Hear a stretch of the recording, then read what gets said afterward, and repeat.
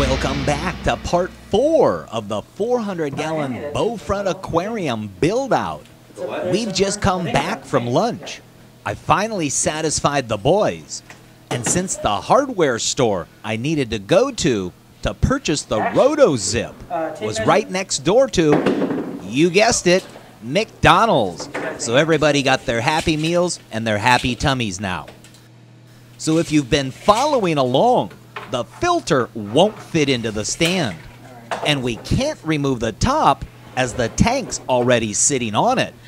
So what we have to do is cut a hole in the back of the stand.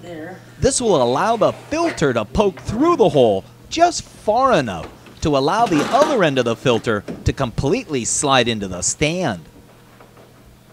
Take the sump out. And I'm going to go a little higher. We need to cut a hole in the back of the stand that is at least 18 inches by 18 inches.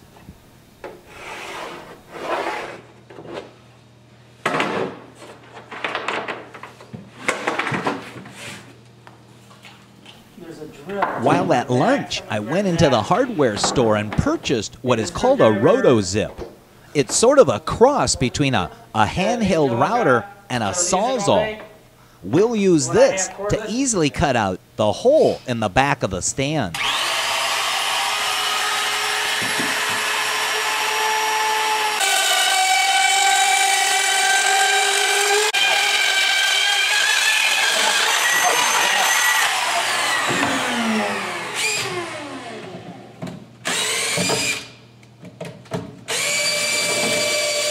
That's how you fix that. And with the opening removed from the back, we now need to remove the screws that hold it to the wall. Alright, someone run downstairs and shut down the circuit. And once we disassemble the electrical outlets, we can pull the tank and stand away from the wall. Just the side. And now comes the moment of truth. Will the opening that we've cut in the back of the stand actually allow the filter enough room to poke all the way through so that its back end can come inside the stand? Okay, let's put it back. Yeah, It's too far. Okay, what you saw was we cut out a section of the back of the stand. We bought a Roto-Zip or a handheld router and cut that out so we can poke the front corner of the filter through the back enough to get the back end of the filter inside the stand. It's a situation that happens quite often, and again, it's the result of a solid back on the stand. And typically that's cabinet guys who do that.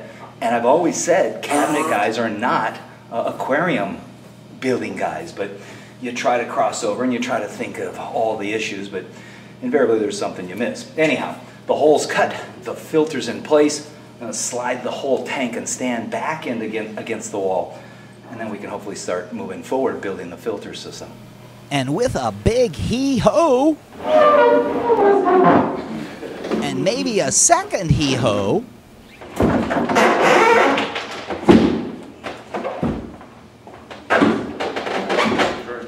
the stand and tank are now pushed back into position up against the wall.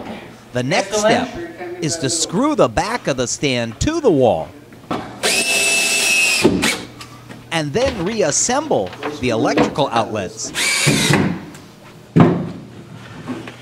Alright, put the electrical back together once again. Within a few short minutes, the outlets are reinserted and the faceplates are screwed back into position. And now I can do some touch-up stuff that I need to do. Put the vents on while you guys are doing your stuff. Gandhi, that doesn't look so bad. It is what it is, you know? Other than the outline of where the saw cut was, the cutout is almost invisible. That's all yours, man. So now you would think we could begin to assemble the filter system? Actually, another thing we picked up at the hardware store was some extra shims for additional support under the stand's top deck. Tell me what you're doing. We are putting in shims to help spread the load and make sure it spreads across the load of the frame evenly.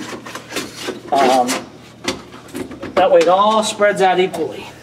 Since this is a very big aquarium with a significantly large footprint and having the extra time, I decided it was best to take and add additional shims to the stand to ensure the aquarium's expected 4,000 pounds in filled weight is spread out and supported evenly.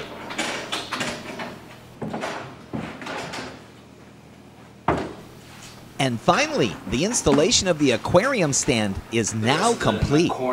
We can begin to assemble the filter system. Knowing what I want to incorporate into the system, now is the time when I actually have to make it all fit together. Both pumps? Well, the other pump is over where you're at. So is the canister and so is the chiller. Okay. UV sterilizer's over here somewhere. What are we going to put over there? Milwaukee. In addition to the filter system, we're also including into the system a refrigeration unit. So we have to make sure that we have positive ventilation at both ends of the aquarium stand. The protein skimmer, which will be in here. And I also have to get the algae scrubber, which will lie across the end, this one, across there. And as the last of the ventilation panels is installed, we continue to discuss the filter system. So on your Milwaukee 5, would you like to reduce your nitrate and phosphate as well as algae problems? Consider the Turbos Aquatics LED algae scrubber line, which consists of the L2, L3, and L4 models. All units include dual drain system, slotted pipe, growth screen, bulkheads, and dual high-quality growth spectrum optimized LED lights and heat sinks. The L-Series algae scrubbers are easily installed and externally mounted either above the aquarium or placed over your existing filter system. Control aquarium nutrients naturally using algae. For more information, visit turbosaquatics.com. Hi there, my name's Jim Stime and you know me as the LA Fish Guy. Well, I also wear a couple of other hats. One of them is the jellyfish tank called the Jelly Aquarium, and the third is myfishtank.com. I offer an entire line of acrylic aquariums ranging from rectangular to hexagon, flatback hex, as well as the custom curve front aquariums. There's also an entire line of stands and canopies ranging from MDF to pine to oak with a variety of different finishes available. And the website is even smart enough that you can calculate what the freight and crate charges to your location will be. That's myfishtank.com. Next time you're near Long Beach, California, take the time to stop in at Age of Aquariums, 2642 Cherry Avenue, just off the 405 freeway near Signal Hill. Age of Aquariums carries a full line of dry goods, supplements, and exotic equipment. Age of Aquariums also carries a wide assortment of living corals, coral frags, as well as fresh and saltwater fish ranging from the usual, the unusual, and the bizarre. Age of Aquariums is located at 2642 Cherry Avenue, Long Beach, California, near Signal Hill. Open 7 days a week. Call 562-438-6252 or visit ageofaquariums.biz. Okay, so the plan at the moment is a 2-pump system. The first pump will be what we'll call filter circulation, which will be via that Milwaukee 55 pressure pump down there. Look at it. That's going to draw out of the sump, and that'll be the main filter pump. It's going to discharge and split its flow into two. One of the flows will pass through the UV sterilizer. The other flow is going to come across the other side of the stand, which will go into that refrigeration unit. What I was just referring to was how we're going to do the plumbing, and I planned on doing most of that plumbing in hard pipe, but I can see soft tubing making the connection to the UV sterilizer, because the problem with UV sterilizers is they're so bulky And the only way to ever replace the bulb is almost to be able to remove the UV sterilizer. So you have to be smart and think about that now. And that's where the soft tubing will come in. At the other end will be the refrigeration unit, and I think I'm going to come out of it with soft tubing and then connect the in and the outlet with soft tubing, and maybe return the soft tubing up to that other return line there. I'll make those final decisions once we get close to it. The second pump is the circulation pump, which is that big pump in the back. It does 4,500 gallons an hour. That's going to draw directly from the tank via that intake strainer in the tank. We'll elevate it slightly so it's above the gravel level. That's going to suck straight down into that pump. That pump will discharge, and its discharge will split also into two. One side of its discharge will go into this nuclear canister filter that'll have the pleated cartridge in it. And the idea being that the water is sucked directly from the tank, passed through the pump, and then passes through the cartridge there. So that'll be what helps polish the water within inside the tank. And then its discharge will go to that far return, and the other half of its discharge will go to the other side. We'll put ball valves in there so that we can control the flow from left to right.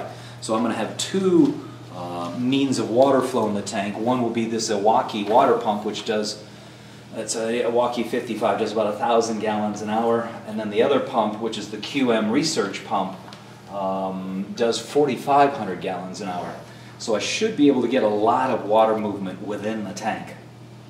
So that's the plan. We'll see how it actually comes together as we assemble it. And with every good plan, one has to be prepared to make some modifications. As with getting the filter into the stand, there's bound to be some other issue. I do plan on having valves. And here's something to keep in mind. I think we should have valves up there, I mean, as you just said, not so much bypasses, but if something goes wrong, we can shut down and remove pieces, kind of like what we did with Chet's. They had a bypass For me, the starting point is the flexible drain lines coming out of the bottom of the internal overflow. All right, so you've got your vents in place. Yes, I'm done. All I gotta do is put the canopy in. Okay, so what all I really need to do is just make sure the canopy fits, and I can split probably. Unless you guys want me to hang around. Well, you are here, so we're going to utilize you as long as we can. We still need to kind of finish the filter system and then allow you to put in those vertical supports. We may end up pushing this. You don't block your vent. I'm trying not to, but... oh, there you go, right there, actually. That would be all right. That'd be okay. Just a hair further, maybe. Okay, so right about there is where that's probably going to go. What are you thinking there?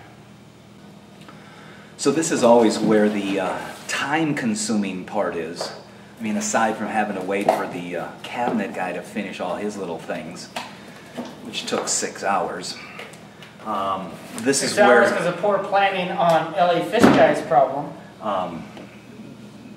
Defining the plumbing system and how it's all going to work. I mean, I have an idea as to what pumps I want to use, where I want certain things, but hooking it together and making it look good is really part of the art of doing plumbing, because plumbing isn't just a whole bunch of hoses. I mean, many people... Neither is finished carpentry. Many people spend as much time looking in the tank. Let me rephrase that. Many people spend as much time looking in the cabinet as they do the tank. So again, plumbing is art, and it's got to be done attractively. Knowing what I want in the cabinet is one thing. Finding appropriate locations for it is another. Keep in mind, we could put one of those bars somewhere too. You go down to help hold things if you want. Oh, one of those vertical support support things? You can put it here, you can put it here, you can put it over there. Where does it rest? Underneath these? Yeah, underneath these. What he is referring to are additional vertical supports that we can place inside the stand. The advantage is they're not just to support the tank, but we can also attach equipment to it. Forward, what for? So you put that back there, I don't know. Well, what about your thing that you're putting up top? You know what I mean? Does what thing that I'm putting up top? The Santa Monica. Yeah, that's sitting right here. Yeah, but is it far enough from the back of the tank? to where it's gonna sit, you know. I didn't That tray, understand the tray, there's a It'll tray. hook here and it'll come out this direction. So Okay. really over here But is the tray- not but the the- right place for this. Horizontally up here is probably the better place for it. I'm trying to avoid getting in the way of right here because I think that from here down and all the way across is where those two return lines are passing through. And while it's good to have a complete plan, I may be getting ahead of myself and should actually concentrate on what the next step really There's a is. whole bag of it And that's somewhere the around position here. of the It's not water up here. pump It's that in drives the wet-dry fan. trickle filter. More specifically, drilling the hole for that water pump.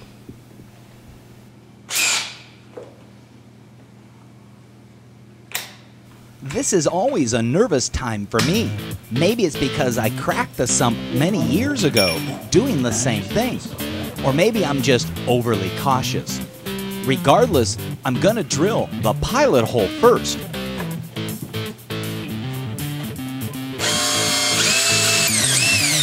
What'd you say? Make sure to come on back for part 5 to see if I cracked the sump as well.